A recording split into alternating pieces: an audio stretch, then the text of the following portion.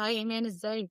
كنت حابة أتكلم معاكِ في موضوع. أنا لسه جاية من عند الHR بلّغني إن ده آخر شهر ليّا. هو إزاي كده؟ أنا مش كنت لسه معاكِ وما بلّغتنيش أي حاجة؟ إيمان للأسف هم لغوا الposition بتاعِك تحت الredundancy وهم طلبوا منّي إن أنا ما أتكلمش معاكِ وإن هم اللي هيبلغوكِ عشان خاطر هيعملوا كده مع كذا حد. هو مش في العقد في فترة إخطار وأنتِ طبّقتيها على مَي الشهر اللي فات؟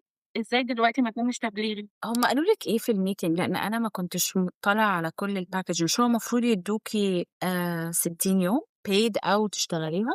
لأ، هم قالوا لي إن ده آخر شهر ليكِ معانا والمرتب بتاعِك هينزل لِك عادي وأنتِ كده خلاص ما بقيتيش معانا. طب وأنتِ قُلتِ لهم إيه؟ ما سابوليش مجال إني أقرّب. طب بعتوا لِك email أو مضيتِ على حاجة؟ لأ، طَب أنا كنت شغّالة معاكم بقى لي 5 سنين.